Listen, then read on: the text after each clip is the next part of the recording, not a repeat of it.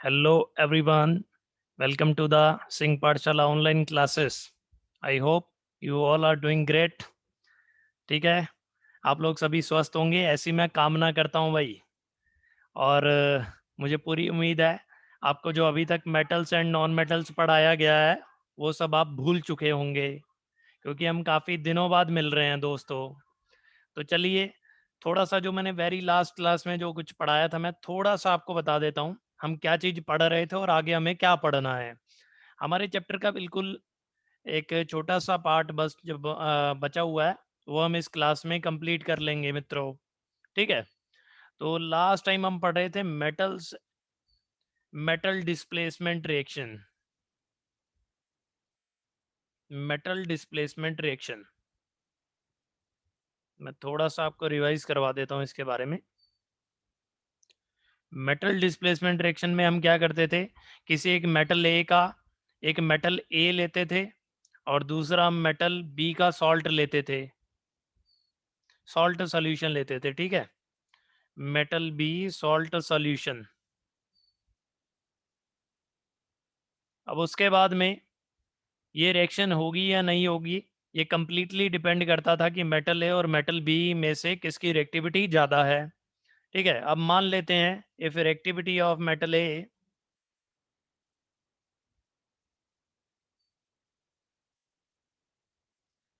Is greater than metal B, अगर metal A की reactivity metal B से ज़्यादा है तो मेटल ए जो है ये मेटल बी को धक्का मार के इसके सॉल्ट सॉल्यूशन में से निकाल देता था। तो मिलता क्या था फिर हमें, मिलता था हमें मेटल ए का सॉल्ट सॉल्यूशन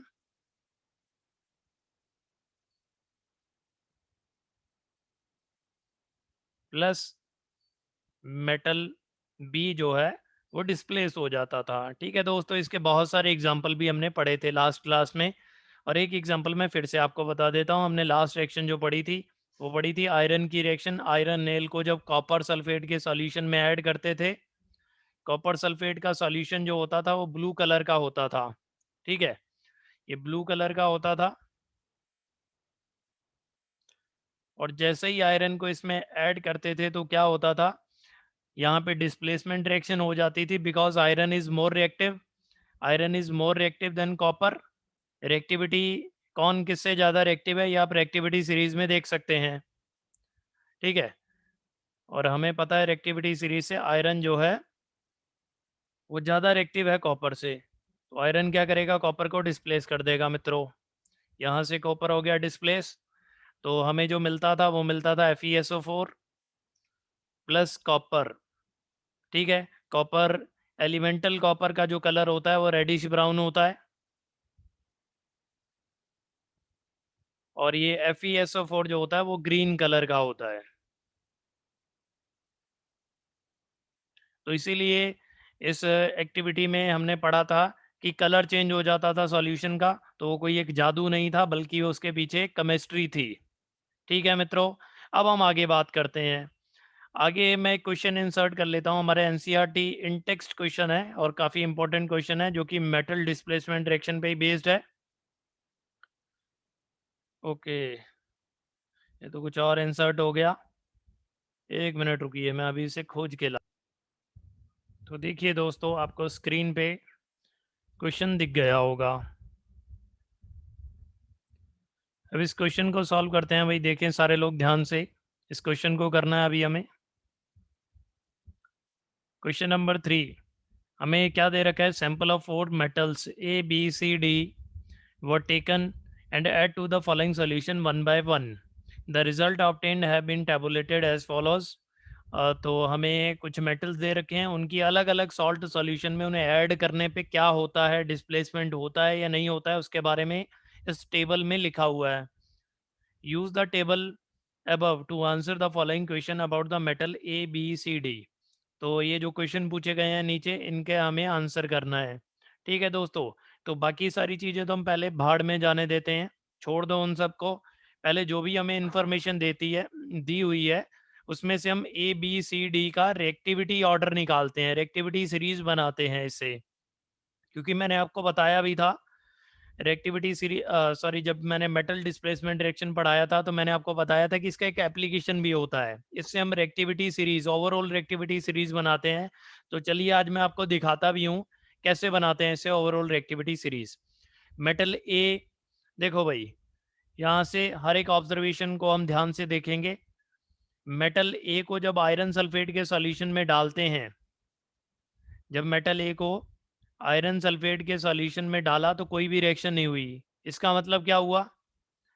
ए प्लस FeSO4 की कोई भी रिएक्शन नहीं हुई, तो इसका मतलब ये हुआ कि आयरन जो है वो ज़्यादा रिएक्टिव है और ए कम रिएक्टिव है। तो मैं रिएक्टिविटी सीरीज इधर बनाता हूँ, यहाँ पे आयरन होगा तो फिर यहाँ पे कहीं ए होगा। उसके बाद में आयरन की सॉरी, ए को जब कॉपर सल्फेट में डाला गया तो कोई डिस्प्लेसमेंट नहीं हुआ, सॉरी डिस्प्लेसमेंट हुआ। ए को जब CuSO4 में डाला गया तो डिस्प्लेसमेंट हुआ, यानी कि जो ए है वो कॉपर से ज़्यादा रिएक्टिव है, तो ए से नीचे आएगा कॉपर कहीं, तो यहाँ पे कॉपर को लिख लिया। अब उसके बाद में बी की रिएक्शन पढ़ते हैं भाई। बी को जब FeSO4 में डाला गया तो डिस्प्लेसमेंट हो गया, यानी कि बी ज़्यादा रिएक्टिव है आयरन से, तो बी कहीं यहाँ पे होगा ऊपर। उसके बाद में बी को जब जिंक में डाला गया, जिंक सल्फेट में डाला गया तो कोई भी रिएक्शन नहीं हुई। इसका मतलब जिंक जो है वो बी से ज़्यादा रिएक्टिव है, तो जिंक सबसे ऊपर हो गया। सी में देखिए, सी के बारे में क्या बोल रखा है। आयरन के साथ जब रिएक्शन करवाते हैं तो सी कोई रिएक्शन नहीं होती, यानी कि आयरन आयरन से सी की रिएक्टिविटी कम है। उसके बाद में कॉपर के साथ जब रिएक्शन करवाते हैं तब भी नहीं होती, यानी कि कॉपर से भी कम है सी की रिएक्टिविटी। जब आयरन से कम है, कॉपर से कम है, तो जाहिर सी बात है फिर जिंक ए, सॉरी जिंक बी, ए, Fe सबसे ही कम है, तो यहाँ पे कहीं होगा हमारा सी। ओके, डी के बारे में पढ़ते हैं। सॉरी, यहाँ पे सिल्वर, सी का एक और भी दे रखा है कुछ, देखिए। सी को जब कहाँ डाला गया है, सिल्वर नाइट्रेट में डाला गया, तो तब डिस्प्लेसमेंट हो गया, यानी कि C is more reactive than silver, तो सी ऊपर होगा और सिल्वर नीचे होगा। और उसके बाद में डी, डी किसी भी मेटल सॉल्ट के साथ डिस्प्लेसमेंट रिएक्शन दे ही नहीं रहा है, यानी कि डी जो है वो सबसे कम रिएक्टिव है, सिल्वर से भी कम रिएक्टिव है, तो डी सबसे नीचे आएगा, सबसे ही नीचे आ जाएगा भाई डी। तो ये देखिए हमने ओवरऑल रिएक्टिविटी सीरीज बना ली इन सभी मेटल्स के बीच में। तो ऐसे ही रिएक्टिविटी सीरीज का फॉर्मेशन होता है। अब हम आंसर्स देंगे। Which is the most reactive metal? Most reactive metal, तो यहाँ पे हमें रिएक्टिविटी सीरीज में जिंक दिख रहा होगा, बट इन्होंने पूछा है ABCD में से बताना है। यहाँ पे answer the following question about metals ABCD। ABCD में से सबसे ज़्यादा रिएक्टिव बी आपको दिख रहा होगा, रिएक्टिविटी सीरीज में काफ़ी ऊपर है, तो बी। उसके बाद में what would you observe if B is added to a solution of copper sulphate? अगर बी को कॉपर सल्फेट में ऐड करेंगे तो आप देख लो, कॉपर की रिएक्टिविटी कम है, बी की ज़्यादा है, तो डिस्प्लेसमेंट हो जाएगा, बिल्कुल डिस्प्लेसमेंट होगा भाई। तो ये भी हो गया। उसके बाद में third, arrange the metals ABCD in the order of decreasing reactivity. तो डिक्रीजिंग रिएक्टिविटी का ऑर्डर हमें लिखना है, तो सबसे ज़्यादा रिएक्टिव बी, ओके, उससे कम रिएक्टिव ए, रिएक्टिविटी सीरीज हमने बनाई रखी है, आप देख सकते हैं, उससे कम ए, उससे कम सी और सबसे कम डी। तो ये ऑर्डर हो गया। और इस बात का जरूर ध्यान दें, ज़्यादातर एग्जाम में ऑर्डर कौन सा पूछा गया है, इंक्रीजिंग ऑर्डर पूछा गया है या डिक्रीजिंग पूछा गया है, तो इस पे थोड़ा गौर किया करें भाई। डिक्रीजिंग है, ये डिक्रीजिंग का मतलब पहले सबसे बड़ा, फिर उससे कम, फिर उससे कम, फिर उससे कम, तो ये डिक्रीजिंग ऑर्डर ही मैंने लिखा है। चलिए दोस्तों, तो ये मेटल डिस्प्लेसमेंट डायरेक्शन के बारे में ये कुछ था। और लास्ट थिंग मैं आपको बता देता हूँ, एक नोट ही है, या नोट क्या, आप पहले समझ लीजिए बात को। टॉपिक का नाम लिख देता हूँ, स्टोरिंग ऑफ मेटल सॉल्ट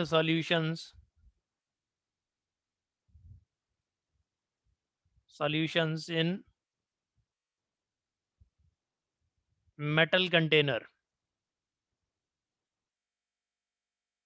क्योंकि अभी हमने ऊपर ही पढ़ा है कि अगर कोई ज़्यादा रिएक्टिव मेटल हो तो वो कम रिएक्टिव मेटल को उसके सॉल्ट सॉल्यूशन में से डिस्प्लेस कर सकता है। तो जैसे देखिए, मैं एक एग्जांपल ले लेता हूँ। मान लीजिए हमने एक कंटेनर ले लिया, ये कंटेनर ले लिया हमने जिंक मेटल का बना हुआ, जिंक का बना हुआ ये कंटेनर है जिंक का। और उस कंटेनर में अगर हम स्टोर करना चाह रहे हैं, मान लीजिए हम कॉपर सल्फेट को स्टोर करना चाहते हैं, कॉपर सल्फेट का सॉल्यूशन है हमारे पास, CSO4 का सॉल्यूशन को हम एक्वस से लिख देते हैं, एक्वस का मतलब पानी में घुला हुआ, डिजॉल्व्ड इन वाटर। तो जब भी जिंक मेटल के कंटेनर में कॉपर सल्फेट का सॉल्यूशन लेंगे तो ये कभी भी स्टोर नहीं किया जा सकता, बिकॉज जिंक जो है वो ज़्यादा रिएक्टिव है। जिंक ज़्यादा रिएक्टिव है, ये कॉपर को क्या करेगा, ये कॉपर को डिस्प्लेस कर देगा। तो यहाँ पे रिएक्शन हो जाएगी। असल में ये जिंक जो जिसका कंटेनर बना हुआ है ये जिंक ही रिएक्ट हो जाएगा और कंटेनर करोड हो जाएगा। यहाँ से ये जिंक ही सब खत्म हो जाएगा, यहाँ से कंटेनर का जिंक रिएक्ट कर जाएगा तो यहाँ पे रिएक्शन हो जाएगी।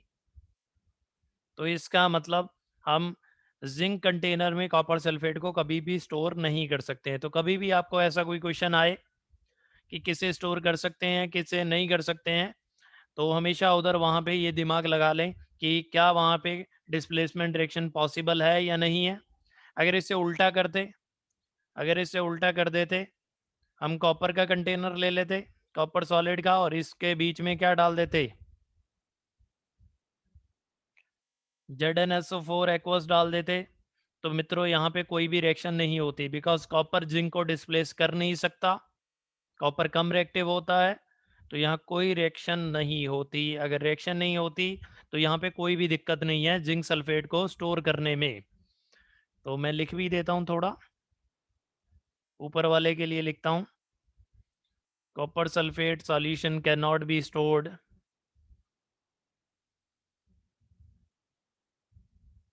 Can not be stored in zinc container. और नीचे वाले के लिए क्या लिखेंगे, नीचे तो रिएक्शन हो ही नहीं रही है, तो इसके लिए हम लिख सकते हैं ZnSO4 solution can be stored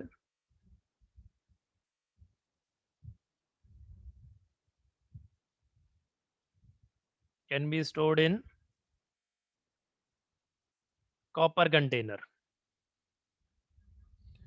चलिए दोस्तों, मुझे लगता है आपको ये समझ में आ गया होगा। और एक बार मैं चेक कर लूँ कुछ रह तो नहीं गया, नहीं बिल्कुल नहीं रह गया।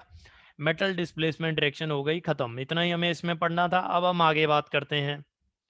नेक्स्ट हमारा टॉपिक है types of bond. Types of bond, तो देखिए दो टाइप के बॉन्ड होते हैं, एक होते हैं आयनिक बॉन्ड और दूसरे होते हैं कोवेलेंट बॉन्ड।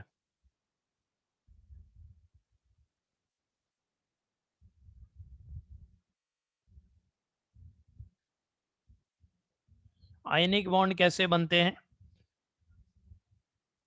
ये बॉन्ड बनते हैं इलेक्ट्रॉन्स के ट्रांसफर से, formed by the transfer of electrons. जब भी इलेक्ट्रॉन ट्रांसफर होता है, ठीक है, तो तब आयनिक बॉन्ड का फॉर्मेशन होता है।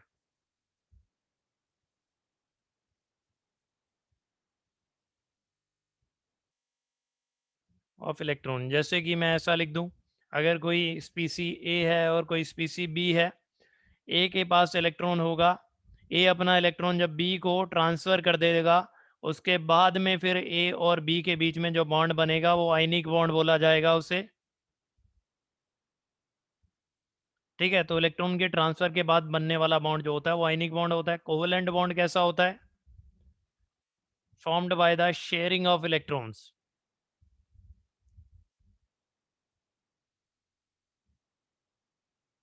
शेयरिंग ऑफ इलेक्ट्रॉन्स, तो कोवेलेंट बॉन्ड इलेक्ट्रॉन्स की शेयरिंग से बनता है। ठीक है, कैसे होती है शेयरिंग, इसके बारे में हम कार्बन एंड इट्स कंपाउंड में बहुत ही डिटेल में पढ़ेंगे, बट अभी मैं थोड़ा सा आपको बता देता हूँ। मान लीजिए कोई दो स्पीसीज है हमारे पास, कोई मेटल सॉरी कोई एटम ए है और कोई एटम बी है। एटम ए के पास भी एक इलेक्ट्रॉन है और एटम बी के पास भी एक इलेक्ट्रॉन है। ठीक है, अगर ये दोनों ही इलेक्ट्रॉन, ये अपना अपना इलेक्ट्रॉन दोनों ही शेयर कर लेते हैं एक दूसरे के साथ, तो तब इनके बीच में बनने वाले बॉन्ड को क्या बोलते हैं? कोवेलेंट बॉन्ड बोलते हैं दोस्तों, कोवेलेंट बॉन्ड। ओके, अब हमें समझना है, कोवेलेंट बॉन्ड की चर्चा हमें यहीं तक ही करनी थी, इससे ज़्यादा नहीं करनी है। कार्बन एंड कंपाउंड में हम पढ़ेंगे कितने कोवेलेंट बनते हैं, कितने इलेक्ट्रॉन्स की शेयरिंग होती है, ठीक है, होगी भी या नहीं होगी ये कैसे पता लगेगा, सभी बातें मैं आपको बताऊंगा नेक्स्ट चैप्टर में। बट अभी हमें आयनिक बॉन्ड्स को पढ़ना है डिटेल में थोड़ा। तो फॉर्मेशन ऑफ आयनिक बॉन्ड को समझने से पहले हमें कुछ चीज़ें समझनी होंगी, तो वो देखिए पहले मेरे साथ आप लोग, ठीक है। कुछ जर्नल जो टर्मिनोलॉजीज हैं या जो चीज़ें हमें पता होनी चाहिए वो मैं पहले पढ़ाऊंगा आपको। तो इन एन एलिमेंट, यहाँ सबसे पहले तो आपको क्या पता होना चाहिए, आपको एटॉमिक नंबर के बारे में पता होना चाहिए। एटॉमिक नंबर क्या होता है और किस किस एलिमेंट का एटॉमिक नंबर क्या है, इससे पहले भी मैंने आपको बताया था, फिर दोबारा से मैं इंसर्ट कर देता हूँ इसमें टेबल। आपको 1 to 20 एटॉमिक नंबर पता होने चाहिए, किस किस एटम का एटॉमिक नंबर क्या है, अदरवाइज आप इलेक्ट्रॉनिक कॉन्फ़िगरेशन नहीं लिख पाएंगे। अगर आप इलेक्ट्रॉनिक कॉन्फ़िगरेशन नहीं लिख पाएंगे तो आप आयनिक बॉन्ड के फॉर्मेशन भी नहीं बता पाएंगे। ठीक है दोस्तों, तो दोबारा से मैं इंसर्ट कर देता हूँ इसमें एटॉमिक नंबर का टेबल। तो आप स्क्रीन पे देख सकते हैं, ये 1 to 20 एलिमेंट्स किसका क्या क्या एटॉमिक नंबर है ये आपको याद होना चाहिए, ठीक है। और बहुत ही आसान चीज़ है, इतनी कोई बड़ी चीज़ नहीं है, आप आसानी से याद कर सकते हैं। अब आगे मैं बताता हूँ आपको आगे की कहानी क्या है। तो आगे की कहानी ये है कि किसी भी एलिमेंट में, इन एलिमेंट, किसी भी एलिमेंट जिसका एटॉमिक नंबर जो होता है, एटॉमिक नंबर जो होता है कुछ भी हो, एटॉमिक नंबर को वैसे जेड से रिप्रेजेंट करते हैं, तो मैंने जेड ही लिख दिया, ठीक है। किसी भी एलिमेंट जिसका एटॉमिक नंबर जेड है, उसके अंदर हमेशा, ऑलवेज, उसके अंदर नंबर ऑफ प्रोटॉन्स जो होते हैं, प्रोटॉन्स, प्रोटॉन्स के बारे में आपको पता है नहीं पता है पता नहीं, बट मैं फिर भी थोड़ा सा बता देता हूँ आपको। उससे पहले तो यही बताता हूँ कि किसी भी बॉडी के अंदर दो दो टाइप के चार्ज होते हैं। किसी भी एटम के अंदर हमने पढ़ा था कि एटम एटम के अंदर न्यूक्लियस होता है, न्यूक्लियस में प्रोटॉन्स होते हैं, और जो आउटर ऑर्बिट्स में जो घूमते हैं, रिवॉल्व करते हैं, वो इलेक्ट्रॉन्स होते हैं। तो एटम के अंदर दो चीज़ें होती हैं, दो क्या तीन चीज़ें होती हैं। एक तो होते हैं प्रोटॉन्स, जिन्हें हम पी पॉजिटिव से भी रिप्रेजेंट करते हैं। प्रोटॉन क्या होता है? Positively charged particles.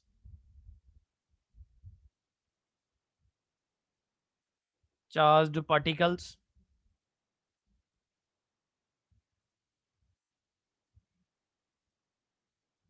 और इनके ऊपर जो चार्ज होता है वो कितना होता है वो देखिए।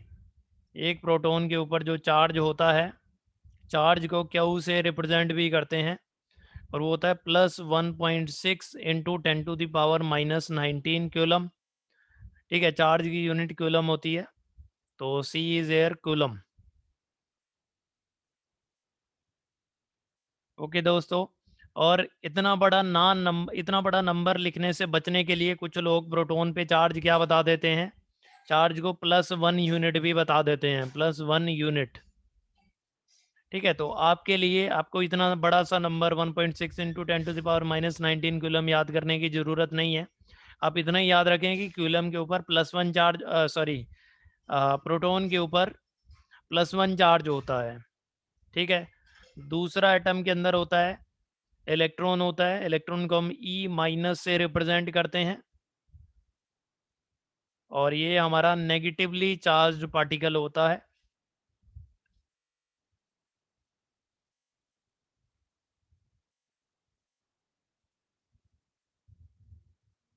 और नेगेटिवली चार्ज होता है तो इसके अंदर चार्ज कितना होता है, charge on electron is equal to -1.6 into 10⁻⁻19 coulomb होता है, इलेक्ट्रॉन के ऊपर चार्ज। तो आप देख ही सकते हैं इसमें कि प्रोटॉन के ऊपर जो चार्ज था वो भी इतना ही था, और इलेक्ट्रॉन के ऊपर भी उतना ही चार्ज है। बट फ़र्क क्या है? फ़र्क ये है कि दोनों का जो साइन है वो अलग अलग है। ओके, तो यहाँ पे क्यू जो हो गया इलेक्ट्रॉन के लिए वो माइनस में है, ठीक। और जैसे हम प्रोटॉन के लिए इतना बड़ा नंबर याद ना करके +1 याद कर लेते हैं कि +1 यूनिट है प्रोटॉन के ऊपर चार्ज, ऐसे ही इलेक्ट्रॉन के लिए हम -1 यूनिट बोल देते हैं। तो आपको इतना ही याद रखना है कि इलेक्ट्रॉन के ऊपर -1 यूनिट चार्ज होता है बस, और प्रोटॉन के ऊपर +1 यूनिट चार्ज होता है। ओके, एटम के अंदर एक और तीसरा पार्टिकल होता है जिसे हम बोलते हैं न्यूट्रॉन। न्यूट्रॉन को n0 से रिप्रेजेंट करते हैं, और न्यूट्रॉन पे कोई भी चार्ज नहीं होता है, जीरो चार्ज होता है। तो ये अनचार्ज्ड पार्टिकल होता है, अनचार्ज्ड, या इसे न्यूट्रल भी बोल सकते हैं,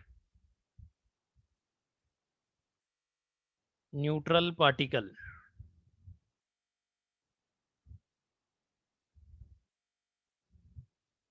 और न्यूट्रल क्यों है ये? बिकॉज इसके ऊपर चार्ज जो है वो ज़ीरो है।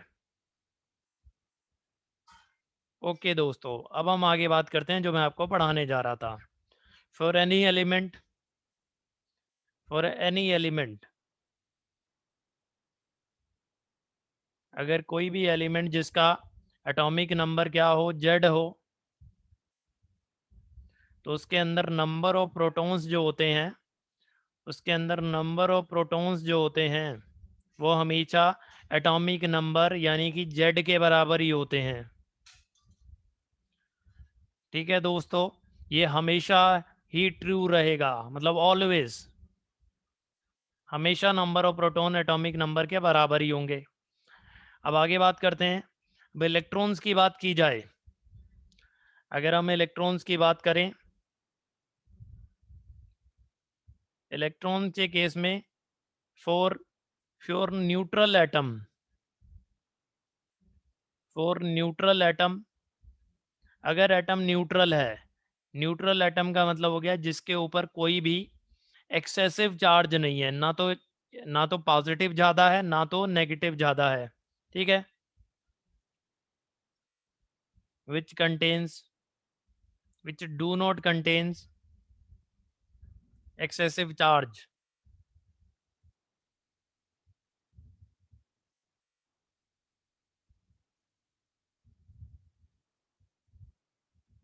तो एक्सेसिव चार्ज ना होने का मतलब ये हुआ कि जितना पॉजिटिव चार्ज होगा उसके अंदर उतना ही नेगेटिव चार्ज होगा। तो न्यूट्रल एटम है, तो न्यूट्रल एटम का मतलब हो गया जितने इसके अंदर प्रोटॉन्स होंगे उतने ही इलेक्ट्रॉन्स भी होंगे। Number of protons will be equal to number of electrons.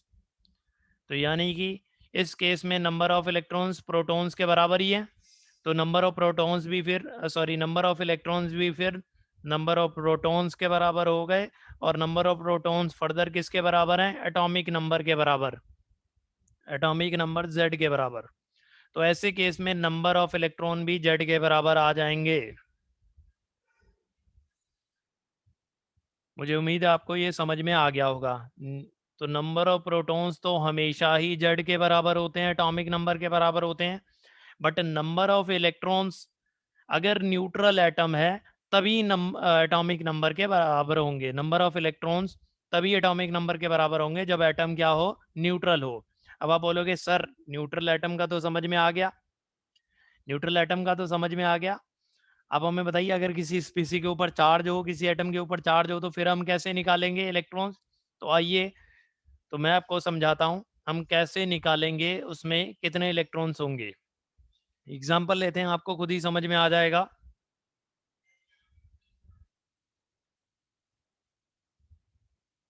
For example aluminium का एग्जाम्पल ले लेते हैं। एल्यूमिनियम का एटॉमिक नंबर जो होता है वो 13 होता है। अगर एल्यूमिनियम का एटॉमिक नंबर 13 है तो एक चीज़ तो पक्का मैं श्योर हूँ कि इसके अंदर नंबर ऑफ प्रोटॉन्स जो होंगे वो 13 ही होंगे,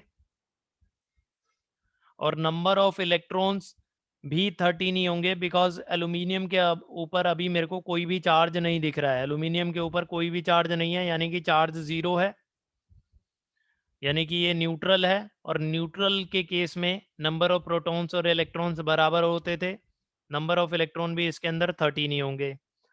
अब देखिए मैं यहाँ पे लिख लेता हूँ एल्यूमिनियम को, एल्यूमिनियम जिसके अंदर प्रोटॉन भी 13 है और इलेक्ट्रॉन भी 13 है। अब जब हम इसमें से एक इलेक्ट्रॉन निकाल दें, अगर मैं इसमें से एक इलेक्ट्रॉन को रिमूव कर दूं तो फिर क्या होगा, एल्यूमिनियम आ जाएगा। एल्यूमिनियम के अंदर प्रोटॉन्स 13 ही रहे, इलेक्ट्रॉन एक निकाल दिया तो 12 हो गए। तो अब आप लोग मुझे बता सकते हैं कि इसमें पॉजिटिव चार्ज और नेगेटिव चार्ज बराबर नहीं है। ठीक है, प्रोटॉन 13 है, इलेक्ट्रॉन्स 12 हैं, तो कौन ज़्यादा है? पॉजिटिव चार्ज ज़्यादा है। कितना ज़्यादा है जी? एक ज़्यादा है। तो अब ऐसे केसेस में क्या आएगा, इसके ऊपर चार्ज आएगा, इस एल्यूमिनियम के ऊपर चार्ज आएगा। कितना आएगा? +1 आएगा, क्योंकि एक प्रोटॉन ज़्यादा है। ठीक है दोस्तों, अगर एक और निकाल दें, एक और इलेक्ट्रॉन निकाल दें, तो अब एल्यूमिनियम के अंदर प्रोटॉन्स जो होंगे वो 13 ही होंगे और इलेक्ट्रॉन जो होंगे वो 11 हो जाएंगे। तो इस केस में दो पॉजिटिव चार्ज ज़्यादा हो गए, तो इसके ऊपर जो चार्ज आ जाएगा +2 आ जाएगा। अगर एक और इलेक्ट्रॉन्स को निकाल दिया जाए तो एल्यूमिनियम के अंदर प्रोटॉन अभी भी 13 ही रहेंगे और इलेक्ट्रॉन हो जाएंगे 10। ठीक है दोस्तों, और इस केस में 3 पॉजिटिव चार्ज ज़्यादा है तो +3 आ जाएगा।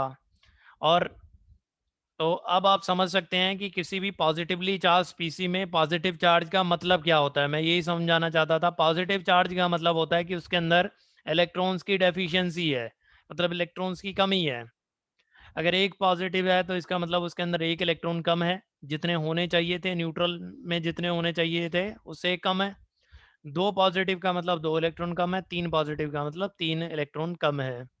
तो नोट डाल के हम लिख लेते हैं, स्पीसीज या एटम, जो मर्जी बोलो, स्पीसीज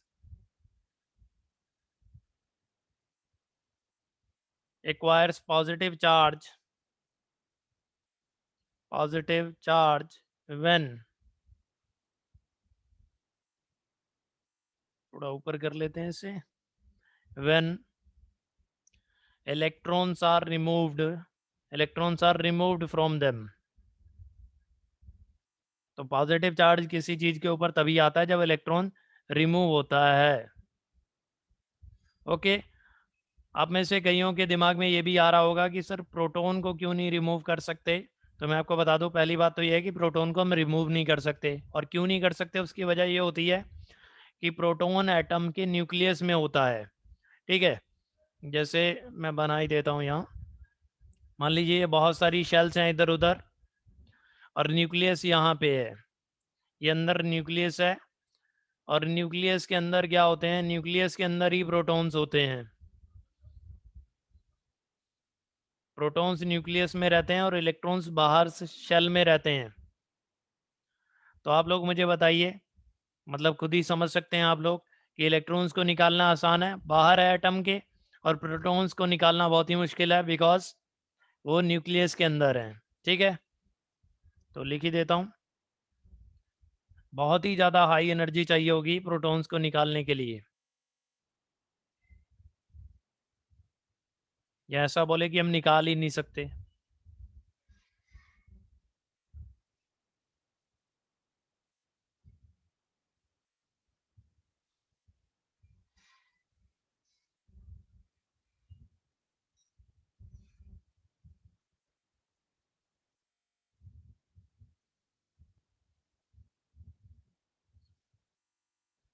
तो प्रोटॉन को कभी भी नहीं निकाला जाता है।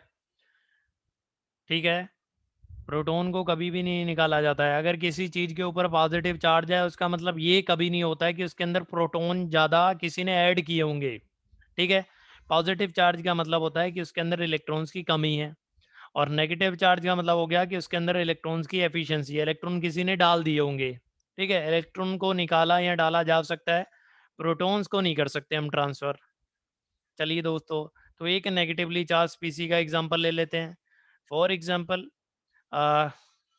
से हम नाइट्रोजन का एग्जांपल ले लेते हैं। नाइट्रोजन का एटॉमिक नंबर जो है वो 7 है,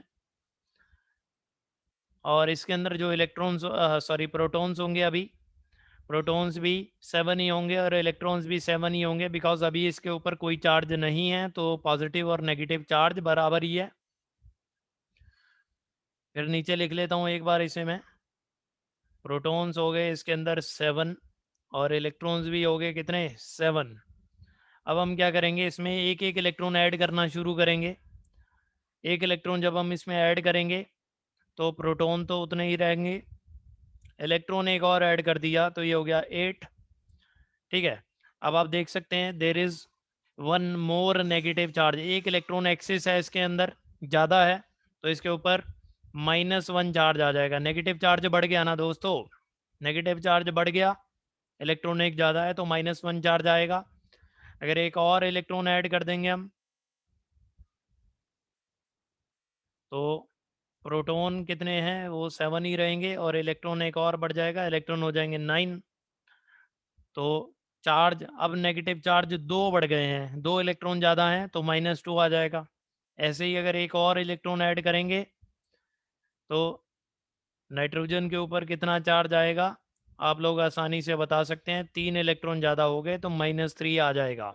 तो कहने का मतलब यहाँ से मैं यही समझाना चाहता था, किसी भी चीज़ के ऊपर अगर नेगेटिव चार्ज आता है तो उसका मतलब ये होता है कि उसने इलेक्ट्रॉन्स को गेन किया है। ठीक है, उसका मतलब बिल्कुल ये नहीं होता है कि उसने प्रोटॉन्स को निकाला है। तो नोट है, note species acquire negative charge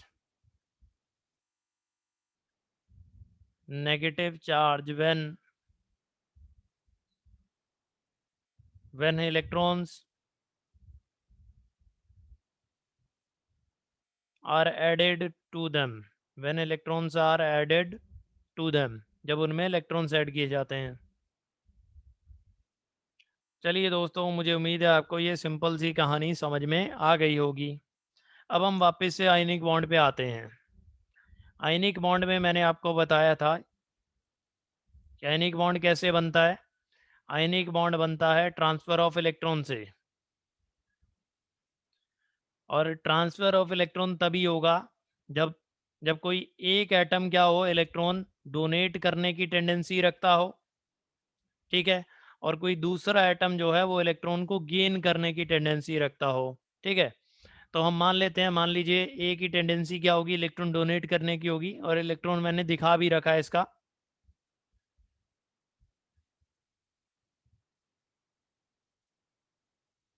tendency to donate electron,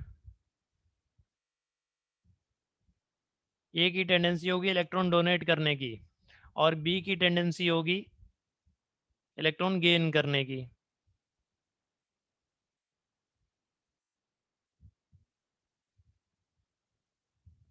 तो बिल्कुल, अगर इनकी टेंडेंसी होगी तो इलेक्ट्रॉन का ट्रांसफ़र भी हो जाएगा, ए से इलेक्ट्रॉन जो कहाँ चला जाएगा, बी में चला जाएगा। और एक बात और ख़ास बात, टेंडेंसी टू डोनेट इलेक्ट्रॉन, तो आप लोग मुझे बताइए, आपको मैंने पढ़ाया था, पहले ही लेक्चर में पढ़ाया था मेटल्स एंड नॉन मेटल्स के, कौन सी स्पीसीज जो होती हैं वो इलेक्ट्रॉन की डोनेट करने की टेंडेंसी रखती हैं, वो होते हैं दोस्तों मेटल्स। मेटल्स, जी हाँ मेटल्स। और इलेक्ट्रॉन को एक्सेप्ट करने की टेंडेंसी रखते हैं हमारे non metals. Oh my God, इसका मतलब तो ये हुआ कि आयनिक बॉन्ड हमेशा कहाँ बनता है, मेटल्स और नॉन मेटल्स के बीच में बनता है। बिल्कुल ऐसा ही होता है, आयनिक बॉन्ड मेटल्स और नॉन मेटल्स के बीच में ही बनता है ज़्यादातर केसेस में, अगर हम हायर स्टडीज़ में ना जाएं, 10th लेवल की बात करें तो यहाँ पे देखिए, जब ए अपना इलेक्ट्रॉन एक दे देगा, तो अभी मैंने आपको बताया है इलेक्ट्रॉन रिमूव करने पे कौन सा चार्ज आता है, आप लोग सभी बता सकते हैं। एक इलेक्ट्रॉन अगर कम हो गया, एक इलेक्ट्रॉन कम हो गया तो यानी कि एक पॉजिटिव बढ़ गया, तो ए के ऊपर +1 चार्ज आ जाएगा, और बी ने अगर इलेक्ट्रॉन को गेन कर लिया तो बी के अंदर एक नेगेटिव बढ़ गया, तो बी के ऊपर -1 चार्ज आ जाएगा। तो कमाल की चीज़ देखिए, यहाँ पे आयंस बन गए, एक पॉजिटिव आयन हो गया, एक पॉजिटिव आयन हो गया, पॉजिटिवली चार्ज्ड आयन बन गया एक, और दूसरा बन गया हमारा नेगेटिवली चार्ज्ड आयन।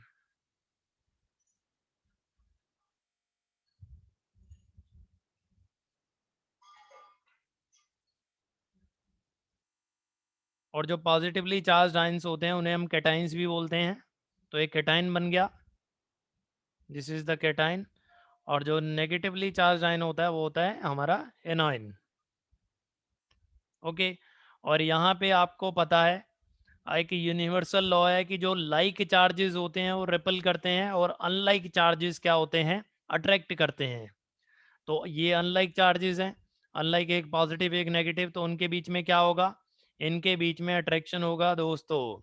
और यही अट्रैक्शन को आयनिक बॉन्ड बोला जाता है। आयनिक बॉन्ड कुछ अलग से कुछ रस्सी नहीं बांध रखती है, रस्सी नहीं होती है जैसे ए ने बी को बांध रखा हो। It is simply attraction, force of attraction. तो यहाँ पे जो अट्रैक्शन लगता है अपोजिटली चार्ज आयंस के बीच में है, उसी को क्या बोलते हैं, उसी को आयनिक बॉन्ड बोलते हैं। उम्मीद है आपको आयनिक बॉन्ड का फॉर्मेशन समझ में आ गया होगा। अब हम आगे बात करते हैं भाई।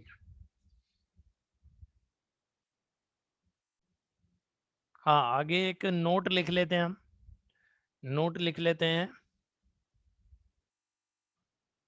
नोट ये, पहली बात तो कि जो आयनिक बॉन्ड बनता है वो मेटल्स और नॉन मेटल्स के बीच में बनता है। Ionic bond is formed between metals and non metals.